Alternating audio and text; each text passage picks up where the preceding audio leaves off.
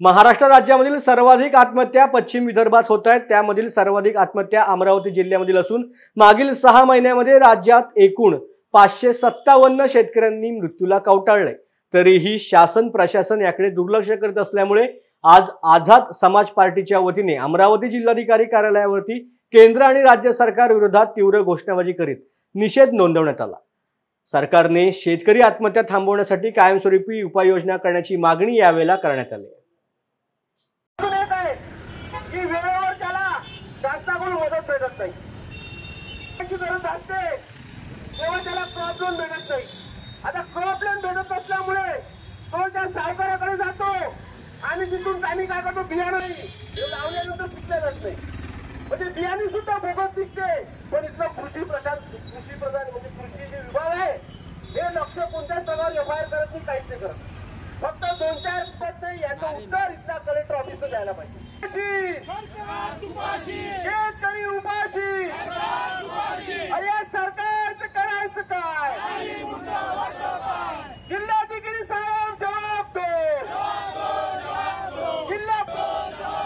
जिल्हा प्रशासन जवाब दो, जवाब दो। या जिल्हाधिकारी कार्यालयाचं करायचं काय? या कलेक्टरचं करायचं काय?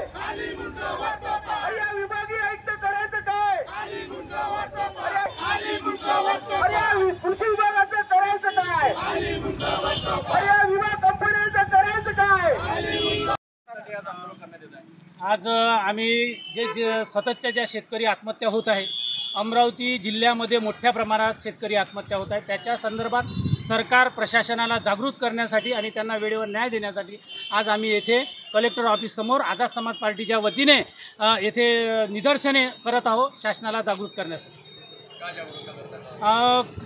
जागृत म्हणजे वेळेवर शेतकऱ्याला न्याय मिळत नाही, शासन प्रशासन त्यांची दखल घेत नाही आणि वेळेवर त्यांना बँकेत कर्ज भेटत नाही आणि जे विमा कंपनी आहे ते सुद्धा त्यांना वेळेवर लोन देत नाही आणि शेतकरी कर्जबाजार होतो आणि त्याच्यामुळं तो आत्महत्या करण्यासाठी प्रवृत्त होतो। शेतकरी आत्महत्या थांबली पाहिजे आणि या शासनाने आणि या इच्छा कलेक्टर साहेबांनी याची इच्छा कृषी विभागाने वेळी दखल घेतली पाहिजे आणि योग्य ते रीत्या सरकारने शेतकऱ्यांना न्याय दिला पाहिजे। शेतकऱ्यांची कर्जमाफी झालीच पाहिजे आणि शेतकरी हा पूर्ण देशाचा, हा जगाचा पोशिंदा आहे आणि हे लोक एसीमध्ये बसून जे काही निर्णय घेतात त्या शेतकऱ्याला विचारल्या जात नाही। त्या शेतकऱ्यांच्या सत्य परिस्थिती काय, त्याच्या घरची परिस्थिती काय ते सुद्धा विचारल्या जात नाही। त्यांचे मुलं बाळं शिकतात का नाही शिकत, त्यांना वेळेवर सावकाराकडून कर्ज घेतले जाते, सर्व बाजूंनी त्याची पिळवणूक होते। म्हणून शेतकऱ्याचा कर्जमाफी मोठ्या प्रमाणात झाली पाहिजे।